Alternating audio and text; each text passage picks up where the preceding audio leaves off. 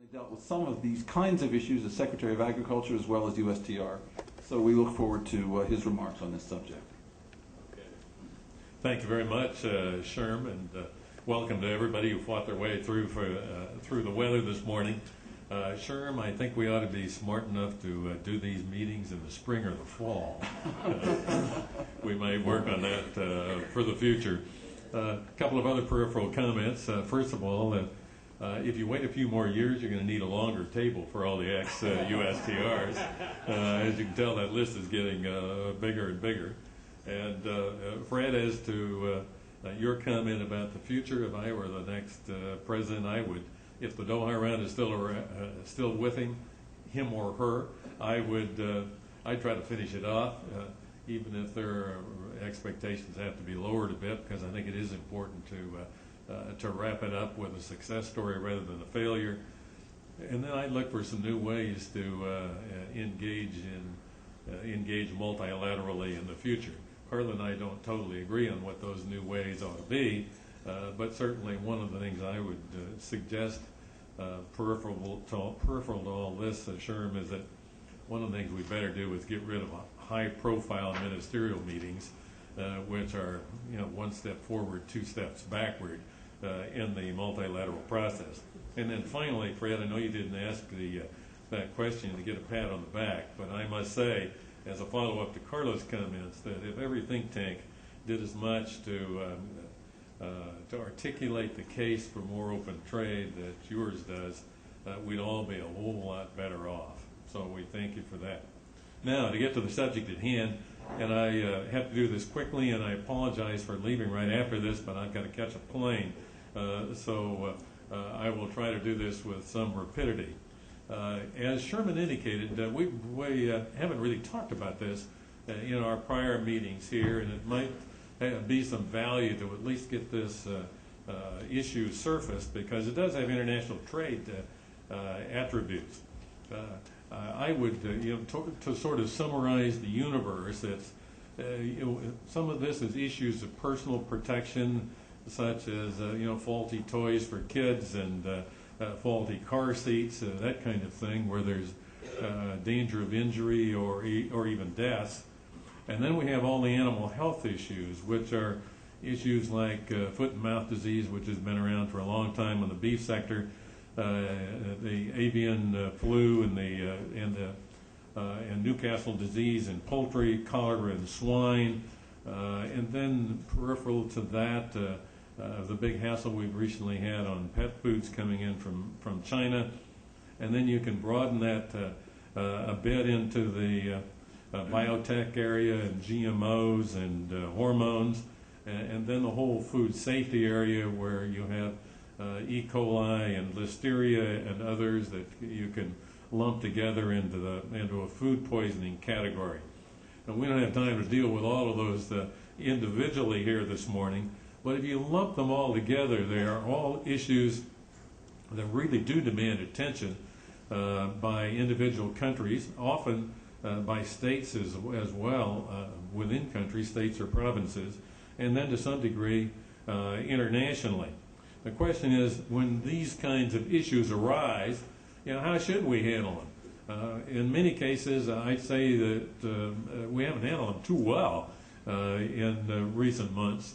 There have been some very negative headlines, and clearly a lot of companies and their shareholders have suffered enormous damage as a result of how these things have been handled. In some cases, companies have simply gone out of business. Their value has gone from multi-billion dollars to zero almost overnight. That's not a terribly desirable way to handle them. First of all, so let me kind of pose this in terms of how the world as a whole should handle them. First of all, there's a private sector responsibility here. This isn't entirely a responsibility of governmental regulation or governmental laws. The private sector has to do its share as well, and that means having the right kinds of contractual arrangements, insisting on integrity in the process, doing the right thing in terms of what is produced in a factory or in a packing plant or whatever. and of course warranties and the judicial system are available to people who are disadvantaged unfairly in that process. But there are interests that go beyond just the conflicts between private parties in this, and that's where government begins to become involved, and that brings on the regulatory processes. In the U.S., in the areas that I talked about earlier about things like car seats, that brings out what we call the Consumer Product Safety Commission. In the food area, which is a much higher profile these days, it's APHIS and FSIS, two major regulatory bodies in the Department of Agriculture, and then of course the Food and Drug Administration, which is a part of the Department of Health and Human Services. And then you have some state regulatory entities as well that sometimes get into the picture. Now, where the problems begin to emerge in the regulatory response is that it is simply not feasible to inspect everything that is produced in the U.S. or everything that comes in the way of imports. If that were done, we'd have a regulatory force about 10 times the size of the Defense Department, which would add an enormous cost to all of these systems. So nobody's going to do that, which means that then one must go to a sampling kind of process.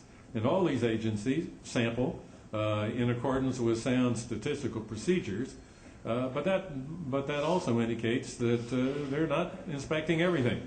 So when something emerges that they haven't inspected, then the lid blows off in terms of public scrutiny, and everybody chastises not only the company that might be involved, but also the regulators for not having done their jobs. And then one gets a big appeal for increasing the size of the Food and Drug Administration by double or treble what it is today and spending a lot more money, which would probably be a total waste or close to that. So that's one of the problems in that we look for our regulatory responses to be 100% effective, if you will, in protecting whatever our interests are, and they cannot be 100% effective. Maybe they can be 95 or even 99, but not 100. The next issue is that we sometimes have unrealistic expectations of those regulatory entities. Taking the food safety area, for example, where I've run some of those entities in years past, clearly one of the major considerations in foodborne illnesses is how the food is handled at restaurants or, in fact, at home, where it is being moved around and ultimately cooked and served to one's family. Again, one cannot have an inspector in every home in the United States or every home or every kitchen throughout the world. So when one expects a regulatory system to handle all foodborne illnesses, that's impossible because a lot of foodborne illnesses are outside the regulatory process. Then we get also now comes the trade part of it. Those are issues that where we simply have to be realistic and apply a little common sense. Where the trade comes in is that we begin to add some rather dubious regulatory responses. We go to things like country of origin labeling, supposedly implying that our domestic products are superior to imported products, and therefore if we label the imported products, that our consumers here probably won't buy them. That often backfires, of course, because it may be that the imported product is of higher quality than the domestic one, in which case the country of origin label actually helps the consumer to pick the imported product instead of the domestic one. So that's one issue. A second one becomes labeling the product, and we try to do that with GMOs, that is labeling the food product as not containing GMOs or some of the growth hormones or antibiotics.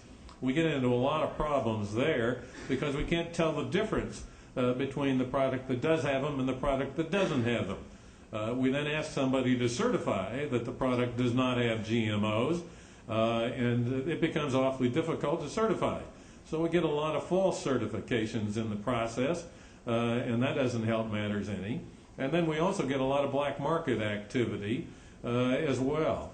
So all in all, that kind of system begins to break down in a variety of ways. And then we decide we'll trace everything all the way back to the point of origin out in the farm or the cattle ranch, and we discover that that's a highly contentious process which gets into privacy issues, among other things, and also has an enormous price tag attached to it. But more than anything else, one of the major criticisms we see in this area is that governments find ways to use their food safety regulations in particular to simply slow down the regulatory process, and that can be mighty protectionist. If you simply slow things up, you can avoid imports for a long period of time. Or alternatively, we overreact deliberately.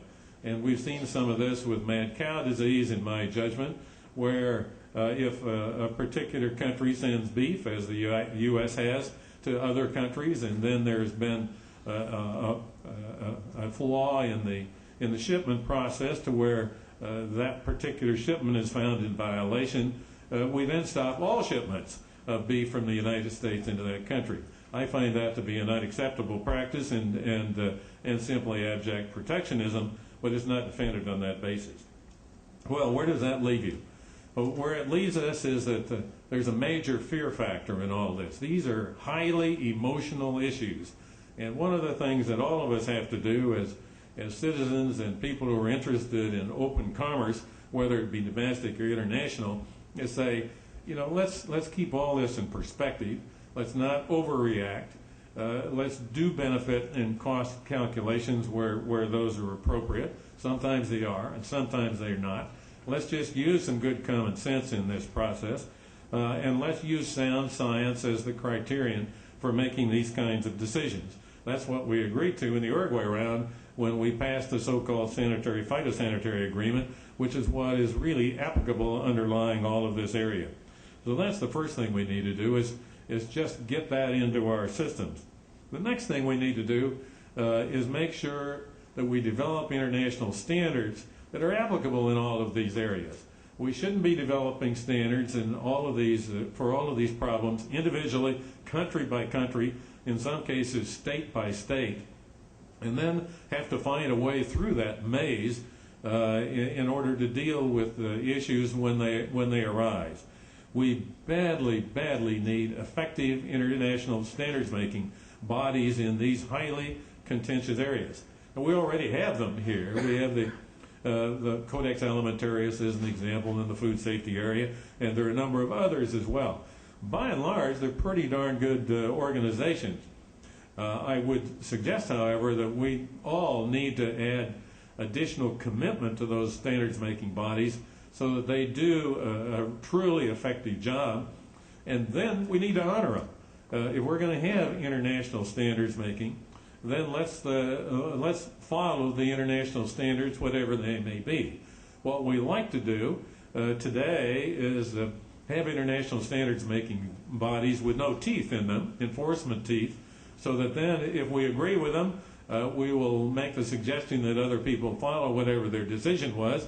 And if we disagree with them, we simply decide to ignore what the international standard is, knowing that there's not going to be an enforcement mechanism because most of them don't have that. That brings the whole picture back into the WTO, asking, you know, what do we do to make these things much more effective in the future? And my bottom line to all this is simply that I think we need harmonization in this area as much as we do liberalization. I'm a great trade liberalizer, as are all the others sitting at this table. We ought to push forward on trade liberalization in all these areas as much as we can. But when we reach into these kinds of regulatory arenas, do we ever need far more effective harmonization than we have today? Okay. Thank you very much, Clayton. Any comments or questions from the panel? I'd ask this question. On the CPS, I think your point about international standards is absolutely essential. In the meantime, Congress is busy working on this, and there's a proposal to increase the authority of the CPSC to block dangerous products. There's some concern that this could run afoul of the WTO by arbitrary use of that power. There's another concern that if we allow the CPSC to set standards on safe and what is or isn't safe, that this would come in conflict with the TBT. I wonder what you think about that. And also some of the candidates in the current presidential campaign are saying we need to have one agency and one only responsible for food safety. Well, to take the latter one first, that's an issue that's been around for a long time. The Department of Agriculture would obviously say, let's take the Food and Drug Administration and put it in USDA. The Department of Health and Human Services would say, let's do the reverse. And the congressional committees that are applicable in the two areas would simply say, let's fight over who's going to have the jurisdiction. As a consequence, making that change is not going to be very easy, as you know. Every time a president of the United States has tried to reorganize government in a very major fashion, it has failed, or he or she has failed, he, I guess, until now, because it is always bogged down on Capitol Hill. Is there some merit in putting it all together in one place? Possibly, but I'm not sure that it's worth the battle. The way it divides now, as you know, Sherm, is that USDA does meat and poultry inspection. Food and Drug Administration does essentially everything else except fish, which is done by the Commerce Department. But one of the ironies of this, looking at it from the standpoint of resources, human resources that are committed, USDA has, I'm not sure how many, probably 4 or 5 times as many people devoted to meat and poultry inspection as the Food and Drug Administration devotes to everything else in the food supply. So one must wonder about that calculation of priorities, which means, of course, that the sampling processes that are used in non-meat and poultry products are far less robust, if you will, than what is handled, what is done in meat and poultry inspection. So that's about as far as I think we can take that particular issue. Insofar as whether an expansion of regulatory authority might run into WTO constraints or discipline, the answer is absolutely yes, in my view, Sherm. If it obviously depends on implementation more than it does on what the authority is. But if we start throwing our weight around like Rambo in a lot of these regulatory areas, somebody's going to challenge them in the WTO as being protectionist in nature rather than as encouraging good commercial practices or good human animal health practices, and they probably win. All right. Any other comments? Any other comments from the panel? Mickey? Just to ask Clayton, and you're touching on it, if not directly hitting it, I believe regulatory convergence is the next big area of trade negotiations and will be, in addition to all the things we're dealing with now, where do you see that mutual recognition agreements and others going forward at this point? Yeah, I think this, I fully agree, Mickey. It seems to me that the world as a whole has not given that very much attention through the years. And that simply has to change. The world has become so much more complex and so much more integrated in every way under the sun in so many different industries that we're going to find, Mickey, as you can already tell, that we'll have more headaches and more global combat, if you will, in that area than we will in the trade liberalization area.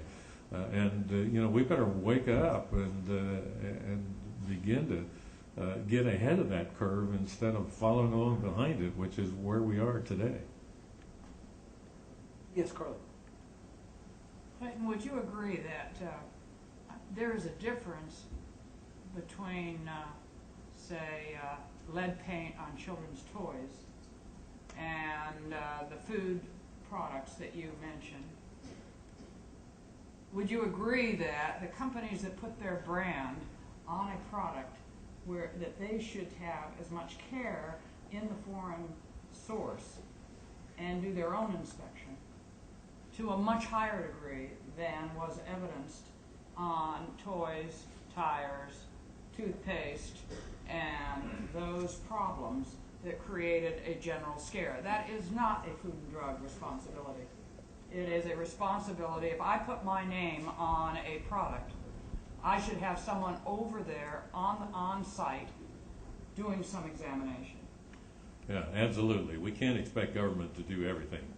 The inspection process is just not going to reach that far, and shouldn't. We can't have U.S. government inspectors scattered all around the world checking on imported products that are coming in here. And we wouldn't like it if everybody else in the world had thousands of inspectors running around the United States checking on our products. That's not the way to run the system. So a lot of that does have to, that responsibility does lie with the private sector. And I would simply add that you've also implied, Carla, appropriately that these are problems or issues of varied gradations. Some of these health issues are far more serious than others, and we need to be careful that we recognize where they really are serious and where they're not. Just to use one specific example, and I'll oversimplify to do this quickly, I think we've really gotten off track on mad cow disease, because that's one which can have human health consequences under very certain circumstances, and obviously one has to be sensitive to that. But you also have to look at the probabilities, and the fact is this really is a human health issue that's way down on the priority list as compared to heart disease, cancer, or probably 999 other diseases, and yet we've made this a gigantic international flap. I'll give you one other example. It involved a growth hormone that was banned in the U.S. way back when I first came into government, about the time you were born, Carla. This was one where it was banned because it might conceivably have caused cancer if somebody consumed it in a beef product. Someone asked a cancer specialist what the probabilities were of that happening, of somebody consuming beef and getting cancer as a result of this hormone being used in beef cattle rations. And his comment was, well, there might be one person that would die from this in the next 10,000 years. And that was truly his testimony. Well, you really wonder, do we really ban products on that basis? And the answer was, we did. As it turns out, that is a product that has proven to have substantial value in many cases since then. Charlene? Clayton, I just have one question. I think all of us usually refer to the issue of sound science as the basis on which regulations are either appropriate or not appropriate in the field in which you're talking under the WTO. The difficulty is, what does that mean?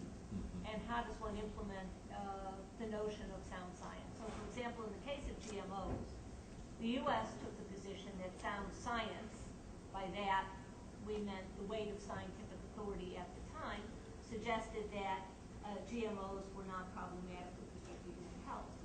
Europe took the position, as it does in these issues, that precaution was in order, that the weight of scientific authority was not the same as saying all scientific authority, and therefore GMOs did pose a hazard to health. So the question is, given that the premise is a sound science-based regulatory regime, what does that actually mean? Yeah, we could spend an hour on that, of course, and we don't have it, but I'm not a fan of the precautionary principle, because that can very readily become very protectionist in nature, and that has certainly proven to be the case in the GMO situation. So, Charlene, I guess my view is that we just got to do the best we can in determining what is construed to be sound science. Hopefully that's where some harmonization would really be helpful. We're not going to get total agreement, of course. scientists do disagree about a lot of things. Look at what's happened in the climate change situation, but there are many, many, many others. But I think we have to do the best we can, and also recognize that what is sound science today, perceived by all of us, or most of us as sound science today, may change completely, 5 years from now, or even less. So it is a dynamic concept rather than a static one, and we shouldn't be surprised if the scientific outcome, if you will, is altered from time to time. But I'd rather do that and just try to update as best we can on a reasonable, sensible basis, rather than to shift to a precautionary principle, which basically says if anybody is scared, we don't make a move.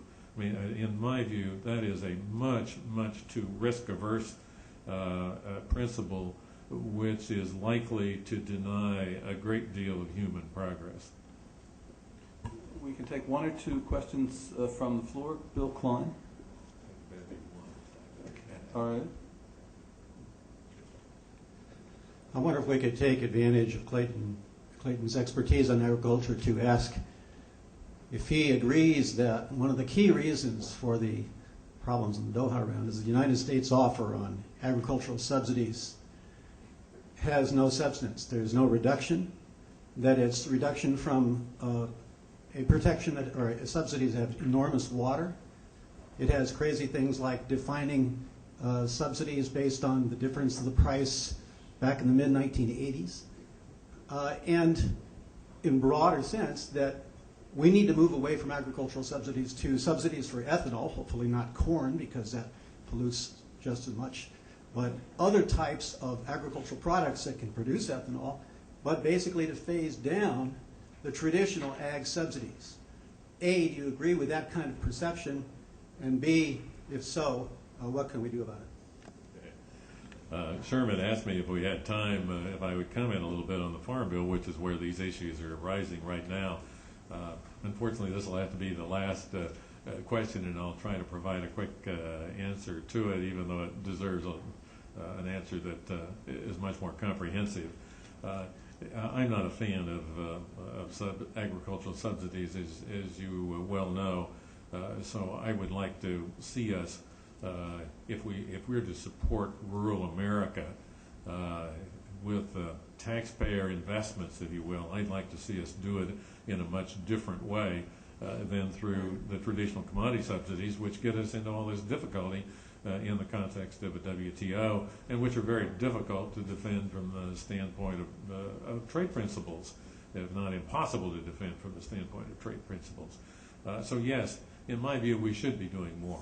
Our subsidies will come down, and are already beginning to come down, as you well know, because of market forces. That is, fundamentally the demand for ethanol, not because of any changes that we've made in our legislative framework. As a matter of fact, the legislation that has been passed by both houses of Congress, which is now in conference between the two, really is only a tweaking of the 2002 legislation, which has caused so much consternation around the world, and in some cases may actually be a retrogression from 2002 rather than an advancement from a reform standpoint. So we, the United States, have not stepped up to the plate on this issue in the U.S. Congress through our Farm Bill, nor have we done so in the negotiating process, because obviously whatever our negotiators agree to has to receive the blessing of the U.S. Congress. And we need to do better. The rest of the world needs to do better as well. It's not entirely the fault of the U.S. that things have not come together in Doha. There hasn't been a whole lot of market access put on the table by anybody else either, unfortunately. And it's hard to reach an agreement when that happens. As Carla was indicating earlier, we still have much higher agricultural tariffs than we do tariffs in the non-agricultural area. There's a lot of water in them in countries throughout the world. Some of the proposals by developing countries in particular are all water.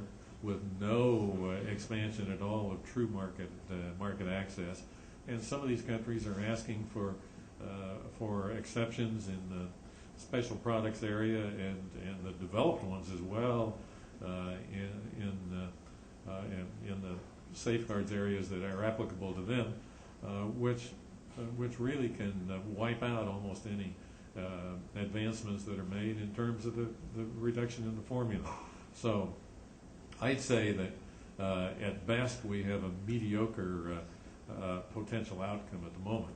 I hope the negotiators in all countries, including the United States, will be more forthcoming as 2008 unfolds, but only time will tell. You have certainly triggered an issue that merits discussion for the very reasons that Carla has outlined. We have a lot of people in the world who deserve a chance at a superior economic growth, a superior quality of life situation than they've had in the past. And all of this intransigence over foreign policy globally doesn't help that cause at all. And I'm sorry, but I was now... When we negotiated this date in October, Clayton said he might have to go. That is now will go.